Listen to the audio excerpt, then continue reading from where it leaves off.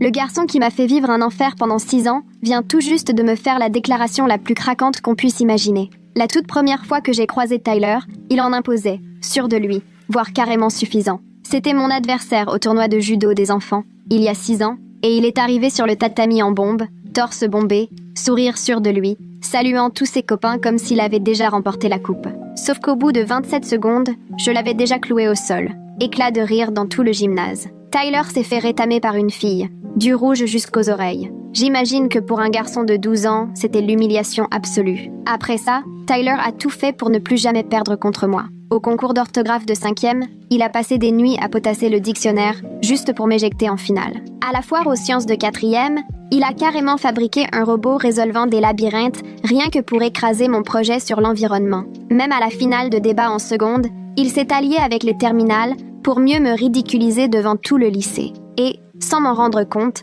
j'ai fini par ressentir la même soif de victoire, ce besoin de le surpasser. Jamais je n'aurais cru que cette rivalité deviendrait autre chose. En terminale, on a eu la même idée au même moment, tous les deux candidats à la présidence du conseil des élèves. C'était devenu le duel que tout le monde attendait. Cette fois, j'étais persuadée que je pouvais l'avoir. La campagne est devenue intense. Lui avait le quarterback comme chef de campagne, moi, la rédactrice du journal à mes côtés. Sur ses affiches, votez pour un vrai leader. Sur les miennes, votez pour quelqu'un qui est vraiment là.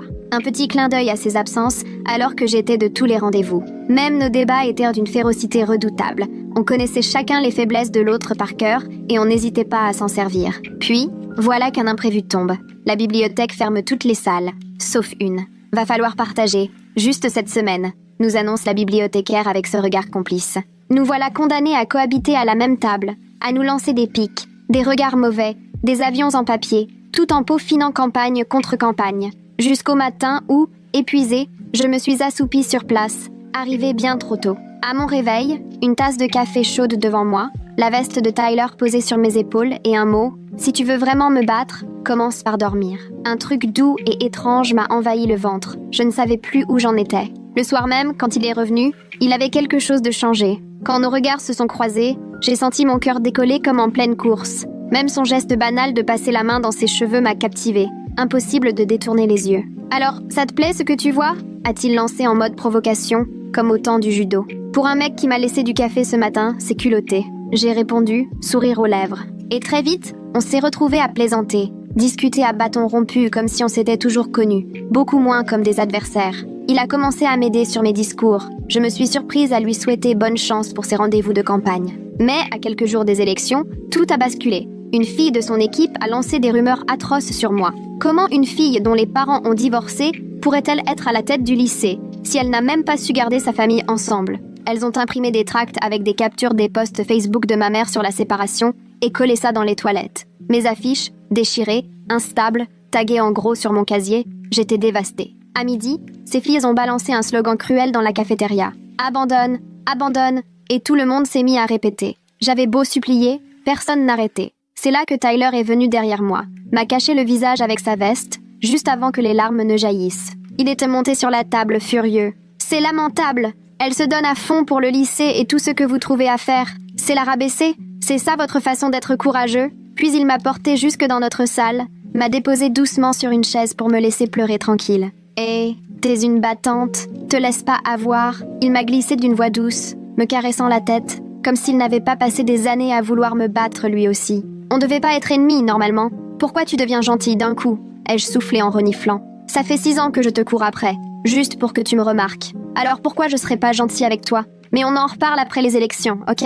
Il s'est penché pour déposer un baiser sur mon front, puis il est parti, me laissant enfin respirer. Toute la douleur, toute l'humiliation, envolée. J'aurais dû le rattraper, mais le jour des élections, il avait disparu. Je l'ai cherché partout, en classe, à la salle, à l'auditorium. J'ai retrouvé son directeur de campagne, qui m'a adressé un regard triste avant de me féliciter. « Tyler, t'as rien dit? Il a retiré sa candidature hier. Il part à Austin rejoindre son père. Sans ça, il aurait sûrement gagné aujourd'hui. » Il m'a remis un mot de Tyler. « Cette victoire te revient. » Mais je n'y tenais plus. Tout ce que je voulais, c'était le revoir. Je l'ai revu la semaine dernière, à la fac. Pas du tout comme je l'espérais. Premier cours, première heure, et le voilà, 3 rangs devant moi.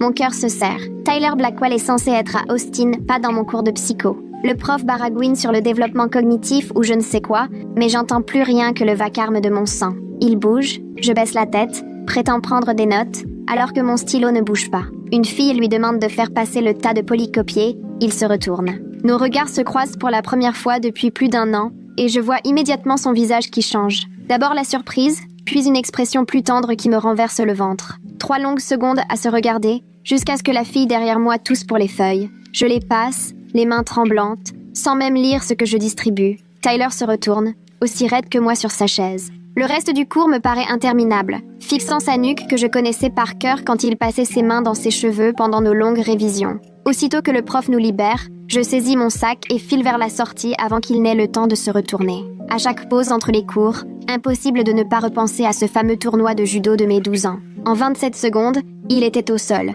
et tous ses potes se marraient. Tyler s'est fait battre par une fille. Je me rappelle de la fierté immense qui m'avait envahi. J'avais l'impression d'être invincible. Maintenant, pourtant, une drôle de culpabilité me ronge. Je n'avais jamais réalisé à quel point il avait dû en souffrir. Au fond, c'était juste un gamin qui voulait impressionner sa bande, et je l'ai humilié devant tout le monde. Son visage, ce jour-là, était plus écarlate que tout ce que j'avais pu voir. C'est là que tout a basculé. Il a décidé qu'il ne me laisserait plus jamais gagner. Pour éviter la foule, je me réfugie à la librairie du campus, feignant de m'intéresser à des bouquins qui ne me passionnent même pas. Je repense à toutes les fois où il a pris sa revanche. Le concours d'orthographe en 5e où il m'a sorti en finale avec accommodé, ce fichu 2e M que j'ai oublié. La foire aux sciences en 4e, où son robot labyrinthe a éclipsé mon projet sur l'environnement, alors que le mien s'attaquait à des problèmes bien réels. La finale de débat en seconde, où il s'est entraîné dur avec les terminales pour anéantir mes arguments sous les yeux de toute l'école. Rien que d'y penser, j'enrage en voyant tout l'espace qu'il a occupé dans ma tête pendant toutes ces années. 6 ans à tourner autour de Tyler Blackwell, à m'inquiéter de ses moindres faits et gestes et à me préparer à la prochaine bataille. Mais au fond, je sais aussi qu'on s'est poussé l'un l'autre à se dépasser. Jamais je n'aurais autant bossé, veillé si tard ni osé autant de choses sans lui constamment sur mes talons. Aucun de nous n'aurait donné autant sans cet adversaire. Je me prends un café au stand dehors avant de regagner ma chambre en résidence. Ce soir-là, allongée sur mon lit à fixer le plafond, des souvenirs de la bibliothèque me reviennent. J'étais arrivée bien trop tôt un matin, pendant la semaine de la campagne, et, épuisée, je m'étais endormie sur la table. À mon réveil, un café fumant m'attendait, sa veste posée sur mes épaules pour ne pas avoir froid, et ce mot griffonné sous la tasse « Si tu veux vraiment me battre, tu ferais mieux de dormir », écrit de sa main maladroite. Rien qu'en y repensant, j'ai le cœur qui se serre. C'est ce jour-là que tout a changé. J'ai compris que, pour lui, cette rivalité était sans doute une manière bizarre de rester près de moi, de s'assurer que je l'oublierais jamais. Je remonte la couverture et me tourne sur le côté, rattrapée par le souvenir de cette soirée où il était revenu dans la salle de conférence. Mon cœur battait à 100 à l'heure quand nos regards se sont croisés. Impossible de détourner les yeux, surtout quand il passait la main dans ses cheveux. Ce n'était plus du tout comme d'habitude, assis l'un à côté de l'autre au lieu de s'affronter. Je revois l'épisode de la cafétéria, comme si c'était hier. Ça me donne encore les larmes aux yeux. Les filles de son équipe se sont acharnées sur moi, colportant des horreurs sur le divorce de ma mère, disant que j'étais même pas foutue de garder ma famille unie. Elles ont collé dans les toilettes des tracts avec des captures d'écran du Facebook de ma mère. Elles ont écrit « Dérangé » en énorme sur mon casier. À midi, elles ont lancé un slogan ignoble repris dans toute la cafétéria, et tout le monde criait que je devrais abandonner, pendant que je suppliais qu'on arrête. Quand Tyler est arrivé derrière moi, juste avant que je craque, il a enlevé sa veste pour me couvrir. Il est monté sur une table et a hurlé à la cantine entière qu'ils étaient minables et lâches de s'en prendre à moi. Ensuite, il m'a porté comme si je ne pesais rien jusqu'à notre salle de conférence, pendant que j'essayais de ne pas fondre en sanglots. Encore aujourd'hui, je sens cette sécurité d'avoir été dans les bras de quelqu'un qui n'a pas hésité à agir alors que j'étais au bord de l'effondrement. Il m'a déposé sur une chaise, m'a tapoté la tête et m'a soufflé « Tu es une battante ». Ensuite, il y a eu son aveu à demi-mot, qui me tourne encore dans la tête. « Je t'ai poursuivi pendant 6 ans. J'ai tout fait pour que tu me remarques. » Il s'est penché, m'a embrassé sur le front et est parti, me laissant là, incapable de réagir. J'en ai encore le cœur lourd, parce que j'aurais dû le retenir, courir après lui, lui avouer que moi aussi j'éprouvais quelque chose, que les années avaient transformé notre rivalité en bien plus. Mais sous le choc, blessée, perdue, je n'ai pas bougé. Je suis juste restée à pleurer alors qu'il s'éloignait. Le lendemain, il était parti et je n'ai jamais pu lui dire quoi que ce soit. Je me rappelle le jour où j'ai appris son départ et sa demande de transfert pour Austin. J'ai passé la matinée à le chercher dans tous les coins où il traînait, la salle de conférence, l'auditorium. C'est son responsable de campagne qui m'a trouvée, avec un regard triste, pour me féliciter d'avance. Tyler s'était retiré la veille et partait avec son père pour Austin. On m'a remis un mot écrit de sa main. Tu mérites cette victoire. Mais bizarrement, la victoire n'avait plus aucun goût. Sans lui, elle n'avait plus de sens. J'ai passé des mois à me demander si je n'avais pas tout rêvé, si ce baiser sur le front voulait dire quelque chose pour lui aussi, ou si j'avais tout exagéré. Je cache mes yeux sous mon bras et j'essaie de dormir. Mais la nuit dure une éternité. Et puis, le lendemain après-midi, je tombe nez à nez avec Tyler devant le centre des étudiants. Il est planté près des arceaux à vélo, concentré sur son téléphone, et j'ai failli rebrousser chemin pour l'éviter. Mais il me voit et relève la tête. On engage une conversation maladroite sur les cours, sur la taille du campus, la bouffe qui est quand même meilleure qu'au lycée. Il pèse chacun de ses mots, comme s'il avait peur de tout gâcher. J'essaie d'avoir l'air détendu, mais mon cœur bat la chamade. Pourtant, ce petit sourire au coin de ses lèvres me donne de l'espoir. Ce n'est pas qu'une discussion banale entre deux anciens camarades. Il me demande ce que j'ai choisi comme spécialité. Je réponds que je ne sais pas encore. Peut-être l'enseignement. Il sourit et me dit « Ça ne m'étonne pas. Tu as toujours eu le talent d'expliquer les choses aux autres. » Il me retient juste au moment où je m'apprête à partir et me dit qu'il est désolé d'être parti sans rien dire. Son père avait été muté, la garde partagée s'est avérée compliquée, tout s'est enchaîné sans qu'il ait eu le temps de reprendre son souffle. Au début, ça m'a franchement agacée. Il aurait pu trouver 30 secondes pour m'envoyer un texto.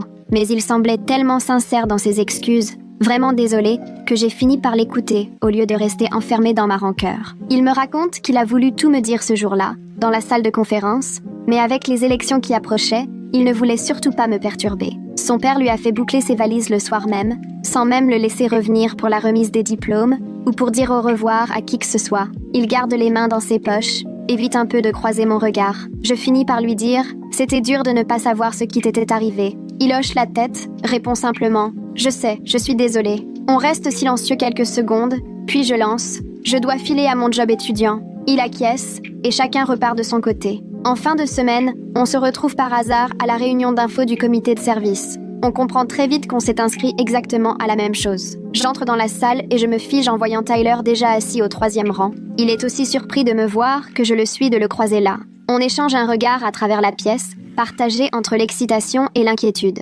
L'animatrice commence à parler des opportunités de leadership, des projets de bénévolat. Je m'installe tout au fond, mais je sens régulièrement le regard de Tyler dans ma direction. Quand elle nous demande de former des binômes pour une activité brise-glace, Tyler ne traîne pas. Il se dirige tout droit vers moi et me propose qu'on travaille ensemble. Je réponds « Bien sûr », même si mon cœur s'emballe sans que je puisse le calmer. On discute de ce qui nous a motivés à nous inscrire, du type de projet qu'on aimerait porter. Il explique qu'il veut s'investir dans l'éthique et le conseil étudiant, et ça m'arrache un sourire. Rien d'étonnant venant de lui. Je lui dis que ça m'intéresse aussi. La coordinatrice annonce que la semaine suivante, on devra choisir nos sous-commissions et nos binômes pour les projets. On échange un long regard, et je me demande si le destin n'essaie pas de nous jouer un tour, ou bien de nous offrir une chance de réparer ce qu'on a complètement raté la première fois. Tapant dans ses mains pour capter l'attention de tout le monde, la coordinatrice commence à égrener les missions, sensibilisation sur le campus, organisation d'événements, gestion du budget, puis elle s'arrête sur sa feuille et annonce que Tyler et moi serons associés pour le projet d'éthique dans le leadership étudiant.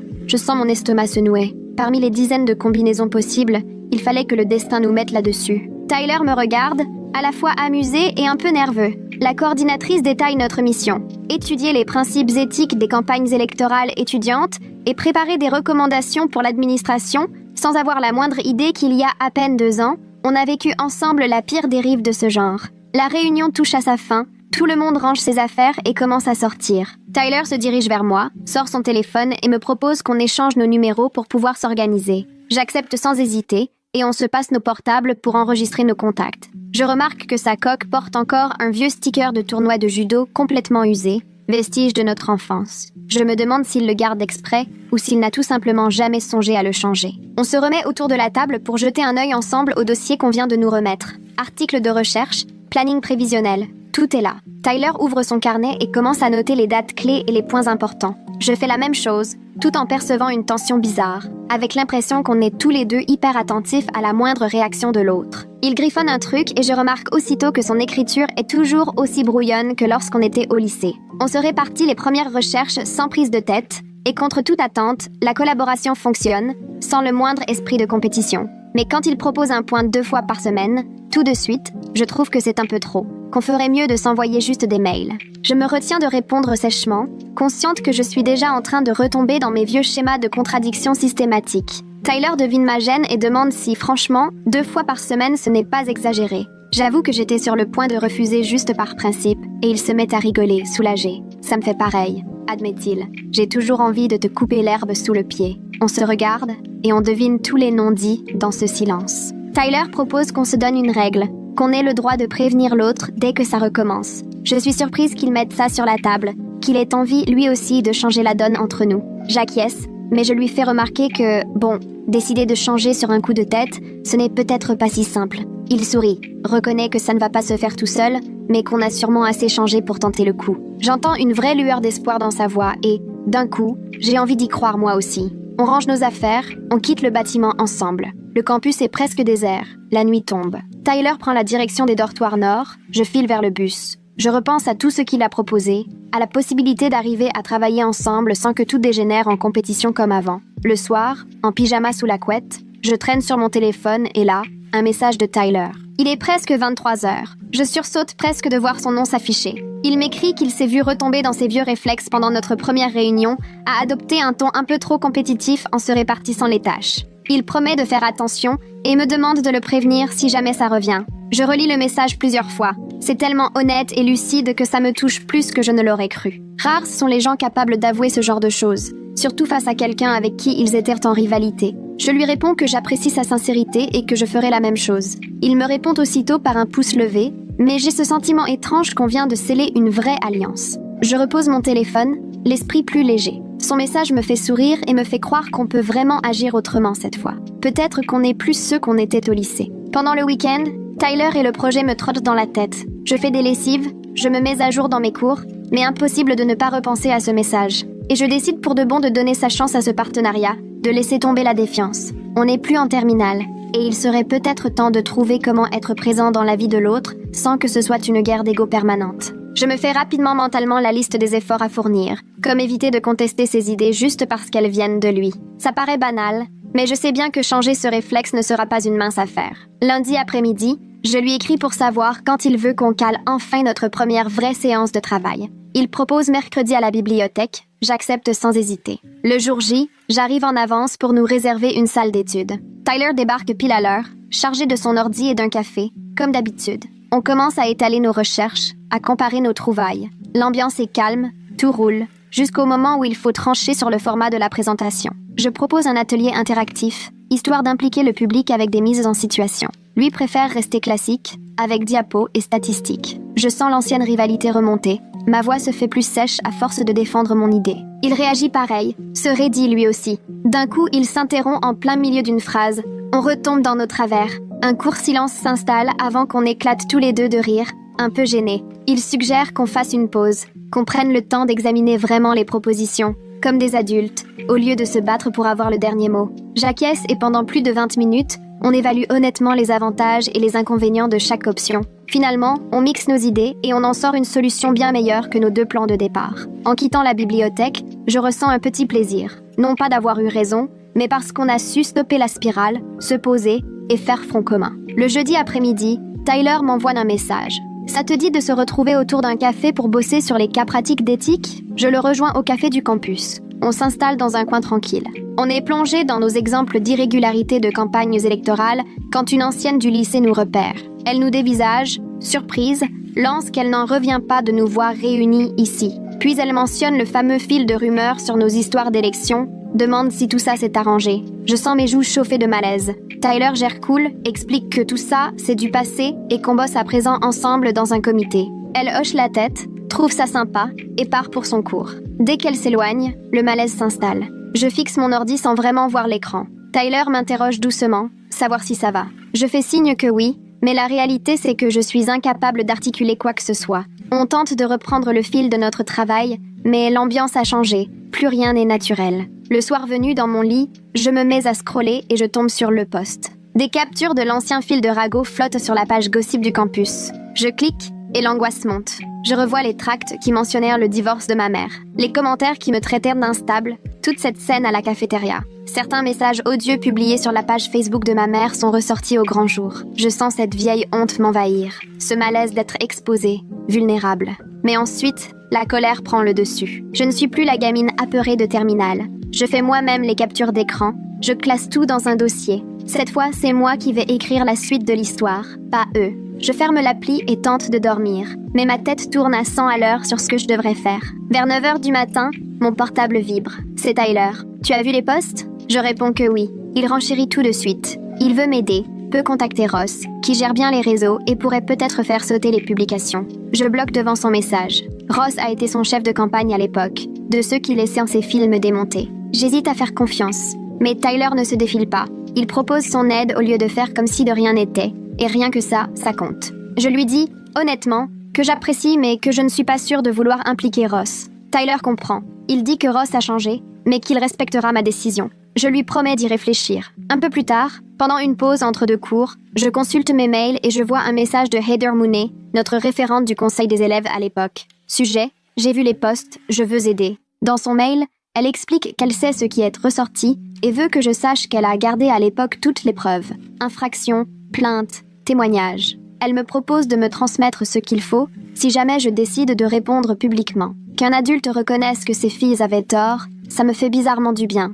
Je me sens moins seule dans cette histoire. Je la remercie et lui demande si on peut discuter de vive voix. Elle répond rapidement, dispo quand je veux. Le soir venu, j'appelle ma mère pour la prévenir que rien n'est vraiment oublié. Le divorce refait surface. Elle décroche au deuxième appel, la télé qui résonne derrière. J'explique les captures d'écran qui refont surface et j'appréhende sa réaction. Mais au lieu de s'énerver, elle me demande comment je vis tout ça, moi. Résultat, on discute pendant près d'une heure de cette période difficile, de ce qu'elle nous a coûté à toutes les deux. Elle m'avoue qu'elle s'est longtemps sentie coupable d'avoir vu ses propres problèmes servir d'arme contre moi. Je lui assure que ce n'est pas sa faute, que ses filles auraient trouvé de toute façon autre chose.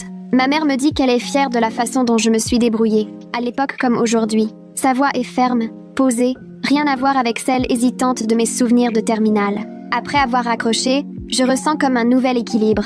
La sensation de ne plus marcher sur la corde raide, mais d'avoir enfin les pieds sur terre. Le lendemain matin, j'envoie un message à Tyler pour lui demander s'il veut qu'on se retrouve, histoire d'échanger autour d'un café. Il répond aussitôt « Ok pour le café du campus à 14h ». J'arrive un peu en avance, choisis une table tranquille à l'écart. Quand il entre, je remarque tout de suite qu'il a l'air vidé, comme s'il avait mal dormi lui aussi. Il commande un café noir et s'installe en face de moi, les mains serrées autour de la tasse. J'attends qu'il prenne la parole. Je sens qu'il a besoin de dire quelque chose. Il reprend son souffle avant de m'expliquer que la bataille pour la garde chez ses parents avait vraiment dégénéré juste avant la terminale, au point que son père l'a quasiment forcé à partir vivre à Austin, puisque le tribunal lui avait confié la garde principale. Tyler raconte qu'il était complètement à bout, à force de se mettre la pression pour être parfait dans tous les domaines, et qu'il n'a même pas eu la force de protester contre ce déménagement. Il me confie que son père répétait sans cesse que ce changement lui ferait du bien, que c'était l'occasion de repartir à zéro, loin de toute cette pression. Je sens que la colère que j'avais contre lui s'adoucit, parce que je sais trop bien ce que ça fait, quand les problèmes des parents viennent t'empoisonner toute ta vie. Il s'excuse encore de ne pas avoir donné de nouvelles. Il me dit qu'il s'est persuadé que ma vie serait plus simple sans lui dans les parages pour compliquer les choses. Je lui fais remarquer que ça aurait été à moi d'en juger, mais que je comprends pourquoi il a réagi comme ça. On reste un moment silencieux, mais ce n'est pas gênant.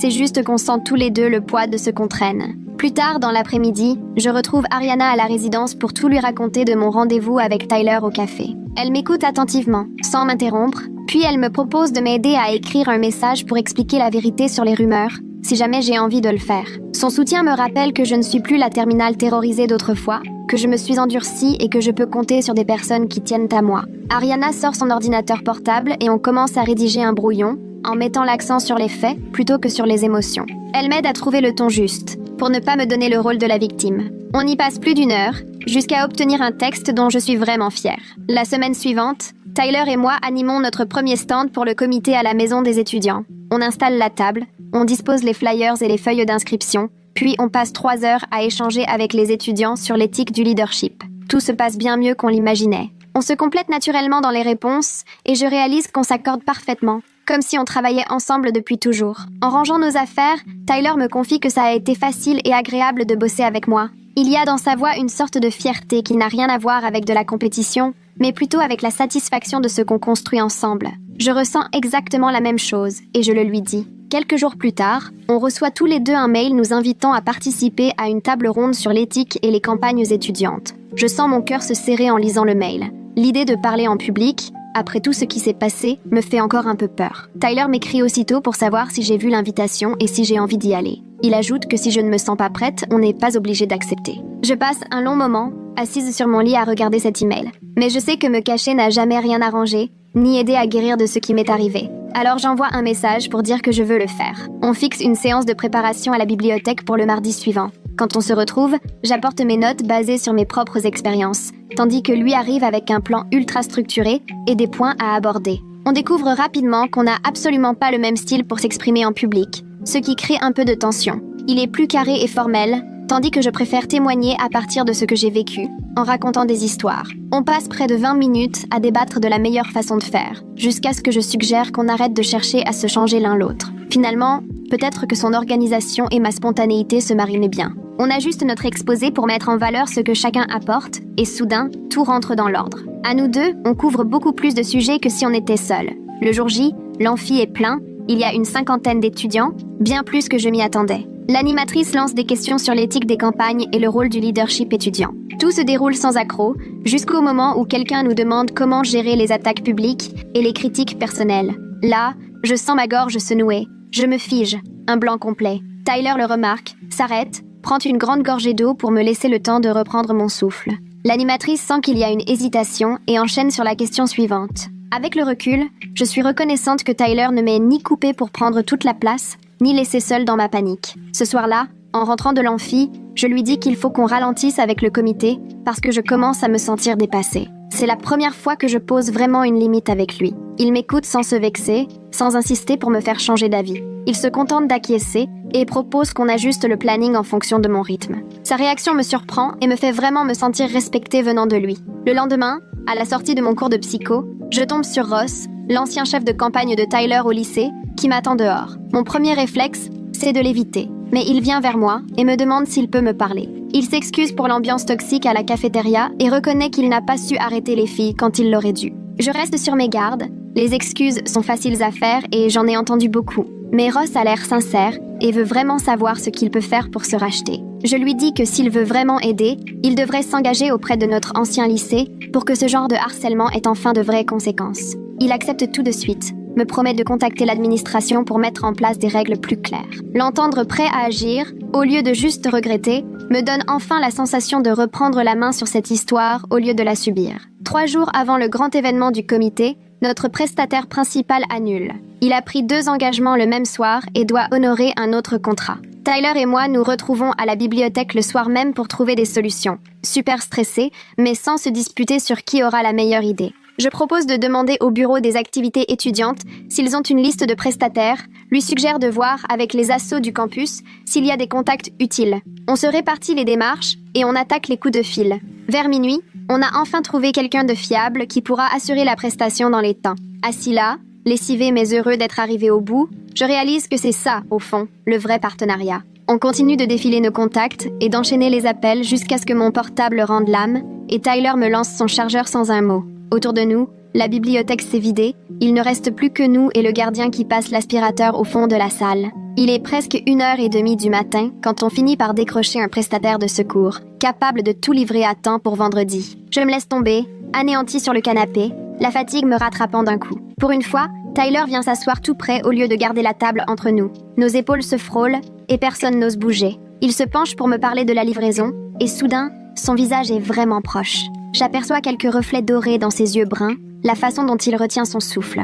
L'air paraît plus lourd, plus doux. On s'approche doucement, à petits pas, comme si on avait peur de casser quelque chose de précieux. Mais d'un coup, on s'arrête, tous les deux en même temps. Tyler se racle la gorge et se décale à peine. Il lâche qu'on devrait clarifier les choses entre nous, côté amitié, avant de se lancer dans d'autres complications. J'acquiesce, même si j'ai un pincement au cœur. On range nos affaires dans un silence gêné, puis il me ramène jusqu'à ma résidence. Le lendemain, je reçois un message de Tyler. Il propose qu'on prenne un café ensemble. Quand j'arrive au café du campus, il m'attend déjà avec 2 tasses devant lui. Il me pousse la mienne et enchaîne aussitôt, comme s'il avait trop attendu pour parler. Il m'explique que le mot qu'il m'avait laissé n'était pas un adieu mais une main tendue, et qu'il pensait pouvoir revenir pour la remise des diplômes afin de tout m'expliquer. Pourquoi il avait disparu, ce qu'il ressentait. Son père a refusé qu'il revienne, et à la fin de l'été, il a cru qu'il était trop tard pour reprendre contact. Je touille un peu de sucre dans mon café, et j'avoue que je n'avais aucune envie de gagner sans lui, que tout paraissait vide, absurde.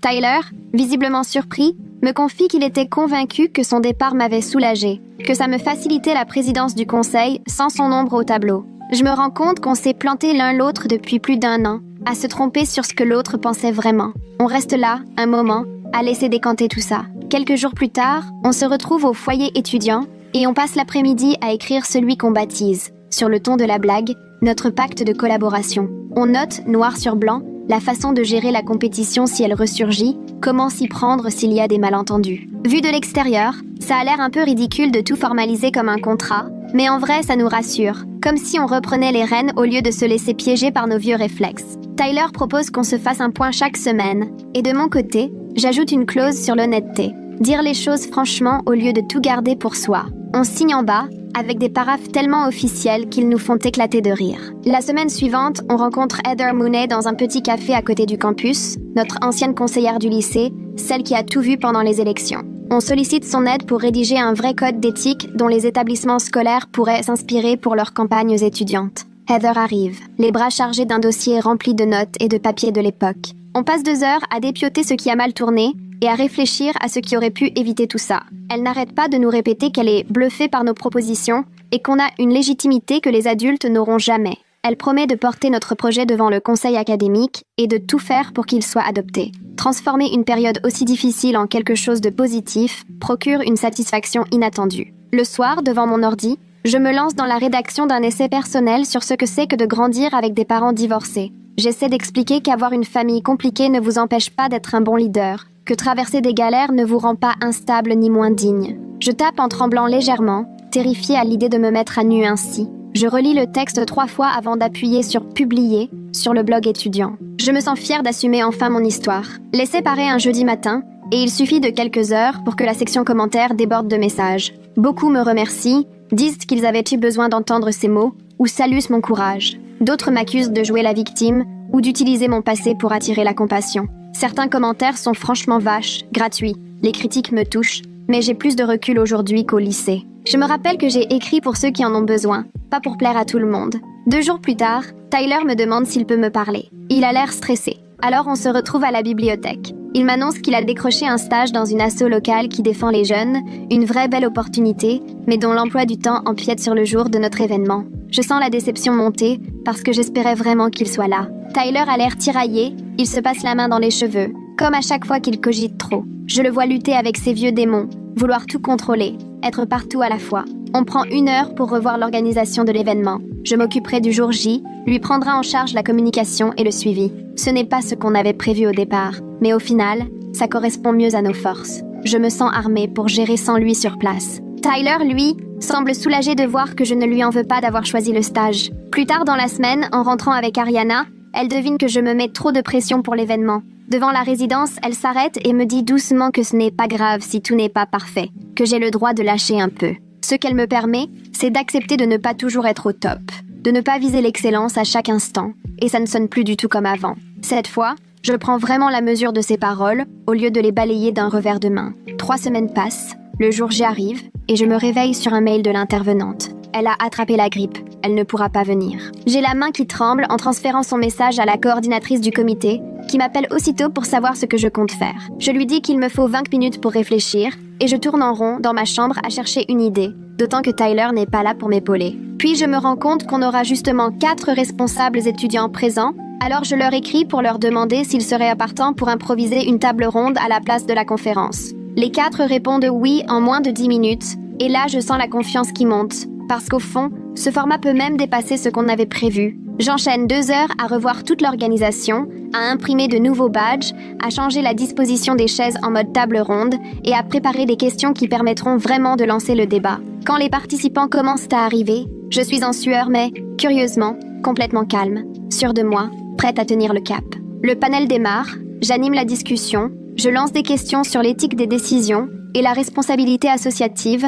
Les intervenants partagent en leurs expériences de leadership et dans la salle, les échanges s'enchaînent, les questions fusent et ça donne le ton. Au moment de la pause, je jette un œil à mon téléphone. Tyler m'a souhaité bonne chance 3 heures plus tôt, mais plus rien depuis. Le panel touche à sa fin. Je remercie tout le monde pour leur capacité à s'adapter et leur authenticité face à des sujets pas faciles. Les applaudissements éclatent. Plusieurs étudiants viennent me dire qu'ils ont préféré ce format à une conférence classique. J'éprouve de la fierté, mais aussi un petit vide.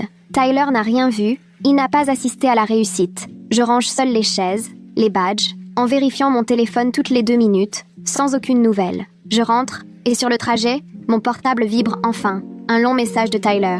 Il s'excuse d'avoir tout raté. Il m'explique que son superviseur de stage lui a donné un délai supplémentaire, mais seulement jusqu'à minuit. Alors il a dû choisir entre venir et finir son projet. Il m'envoie 3 captures d'écran. Des mails envoyés à des associations du campus pour promouvoir notre événement, des posts dans des groupes étudiants et un compte rendu destiné à la newsletter du comité. Je m'assois un instant sur un banc devant chez moi, je relis tout ça 2 fois. Au fond, il a soutenu l'initiative tout au long, simplement d'une façon à laquelle je ne m'attendais pas. Je lui réponds que j'ai compris et que tout s'est très bien passé. Il réagit tout de suite en me proposant qu'on prenne un moment pour débriefer ensemble le lendemain. 2 jours passent et on se retrouve dans un coin tranquille du foyer étudiant, autour d'un café. Je lui dis que j'ai été déçue de ne pas l'avoir eu à mes côtés pour les remerciements, que j'aurais aimé qu'il me voie gérer la situation et réussir à m'en sortir. Il m'écoute attentivement, puis avoue qu'il a encore du mal à croire que sa présence physique est moins importante que son engagement, qu'il apprend à voir que son soutien peut prendre d'autres formes. On discute de notre manière de mieux communiquer quand quelque chose ne se passe pas comme prévu,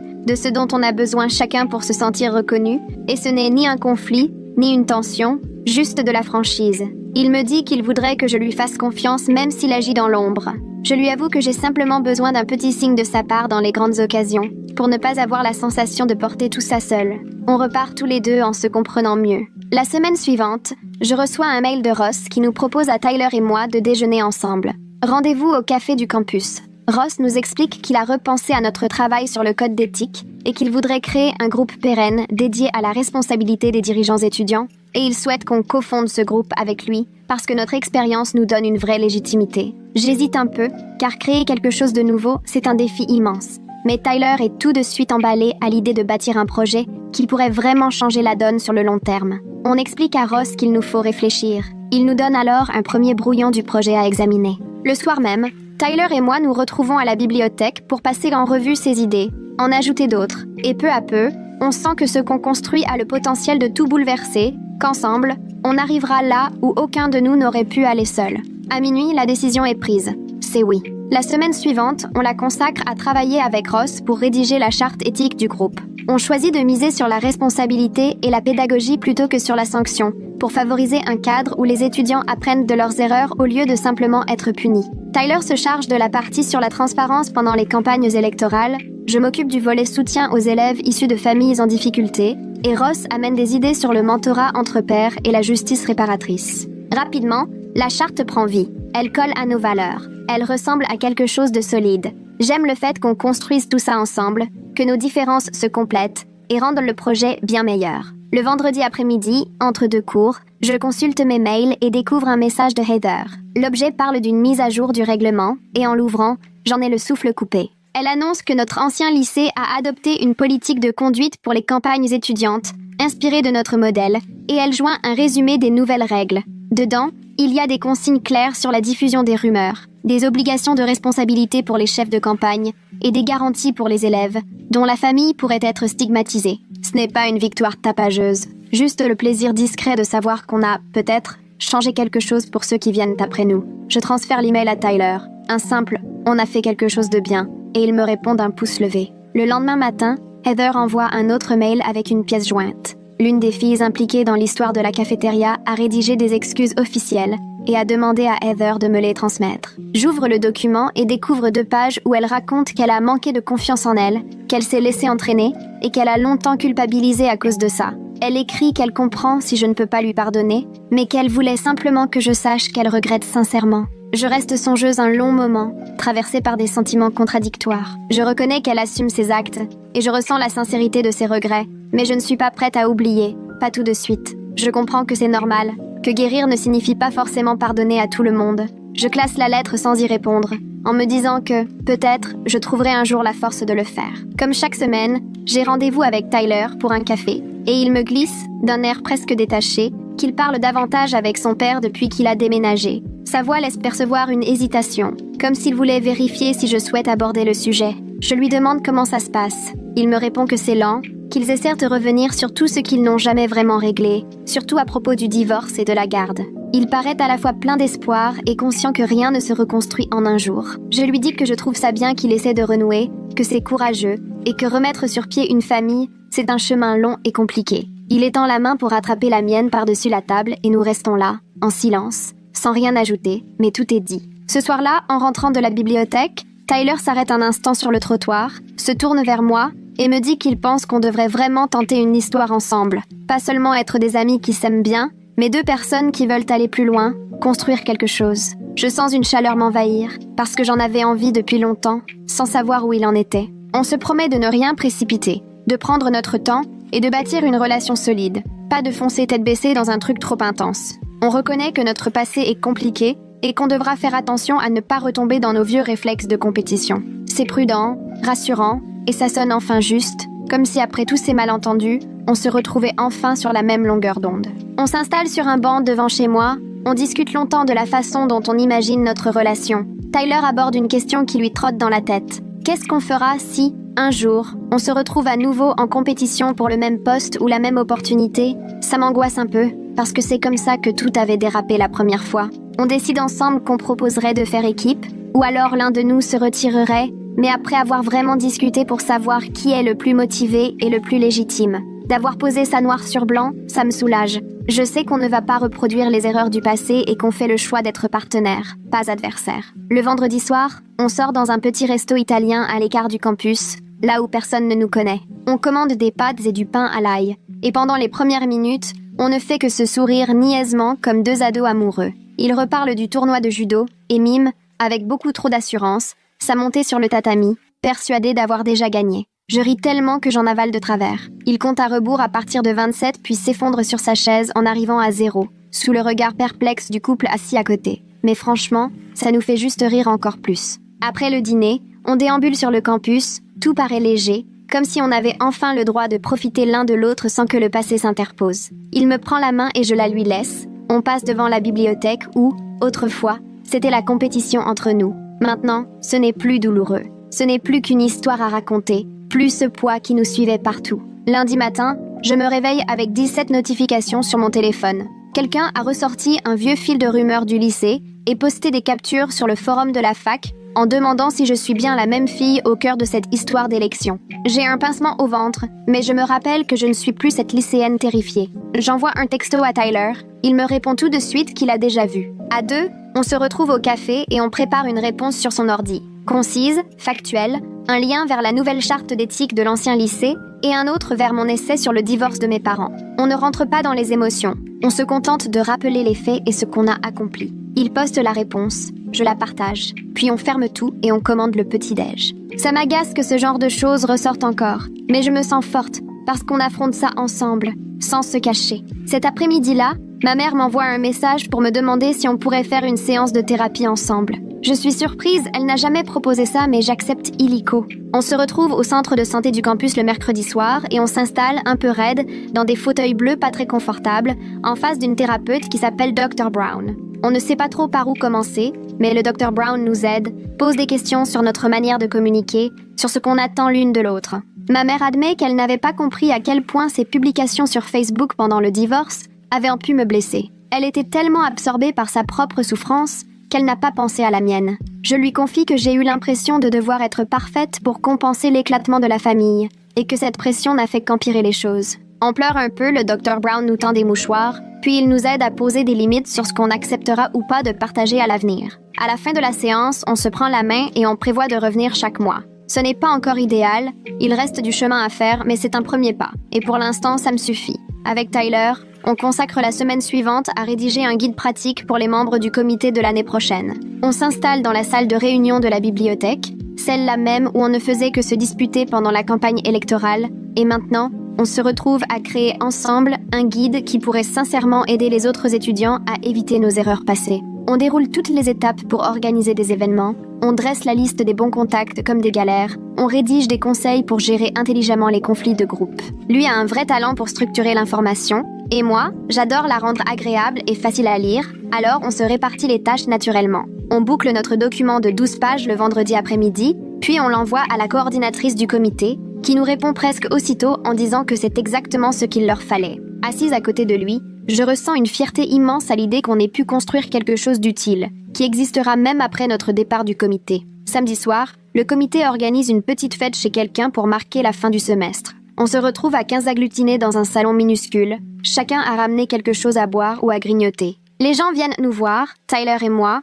On nous avoue qu'ils sont contents de nous compter parmi eux, qu'on a apporté de l'énergie, de vraies idées. Une fille me glisse discrètement qu'elle a lu mon essai et que ça l'a aidé à regarder autrement les soucis dans sa propre famille. Et je dois filer aux toilettes car j'ai les larmes aux yeux. Quand je reviens, je retrouve Tyler en pleine discussion avec 3 personnes au sujet de l'atelier d'éthique qu'on prépare. Il a l'air à la fois passionné et rayonnant. Je reste un instant dans l'embrasure de la porte à l'observer et je réalise que, pour la première fois, j'ai cette sensation d'être à ma place. Ces gens connaissent mon passé compliqué et pourtant ils m'acceptent tel que je suis. Ce sentiment d'être accueilli, je ne l'avais jamais ressenti au lycée. Sur le chemin du retour, Tyler s'arrête soudain sur le trottoir, se tourne vers moi et m'avoue qu'il s'est inscrit au service de soutien psychologique du campus pour travailler sur sa tendance à la compétition et sur son manque de confiance. Il a même eu son premier rendez-vous cette semaine. Je reste bouche bée, impressionnée qu'il ait franchi le pas aussi vite. Il m'explique qu'en travaillant avec le comité, il a pris conscience qu'il cherchait sans arrêt à être le meilleur plutôt qu'à simplement profiter de l'instant et qu'il veut casser ce réflexe avant que cela devienne un vrai problème entre nous. Je le prends dans mes bras, là, sur le trottoir, et tout à coup, je sens l'espoir revenir. Ce n'est pas juste des promesses de changement, c'est concret, il agit, et ça me donne confiance dans la possibilité de construire ensemble quelque chose de réellement sain. Le dimanche après-midi, je me mets à bosser sur une candidature pour un poste à responsabilité dans le conseil étudiant. On demande une lettre de motivation sur mon expérience de leader, alors je décide de jouer la carte de la sincérité en parlant de la campagne au lycée, du harcèlement que j'ai vécu et de la façon dont ça a forgé ma vision de l'éthique et du sens des responsabilités. Mes doigts tremblent un peu au moment d'écrire tout ça, mais au fond, je me sens solide et déterminée. Mettre des mots sur mon parcours ne me fait plus honte. J'ai presque l'impression de reprendre le contrôle de mon histoire au lieu de la cacher. J'envoie la candidature le lundi matin, je ferme mon ordi et je prends une grande inspiration. Évidemment, le stress est là, mais quelque part, je suis fière d'avoir été honnête jusqu'au bout. Ce mercredi-là, Tyler me propose qu'on prenne chaque semaine un moment pour se balader et faire un point sur notre couple, histoire de ne pas laisser les petits soucis s'accumuler. Il appelle ça notre promenade « état des lieux ». Et j'adore l'idée qu'il réfléchisse à nous sur le long terme comme ça. On se donne rendez-vous le mercredi soir, on fait une boucle à travers le campus, une demi-heure rien qu'à nous. À la première balade, on discute ouvertement du fait qu'on apprend à parler franchement, à sortir de notre vieux mode compétition, et on se promet de se rappeler doucement à l'ordre si l'un de nous retombe dans ses travers. C'est à la fois intime et apaisant, ça donne vraiment la sensation qu'on construit quelque chose de solide, loin de l'euphorie comme au début. On croise d'autres couples main dans la main, et ça me fait sourire de penser qu'on leur ressemble, même s'il nous a fallu tellement d'efforts pour arriver là.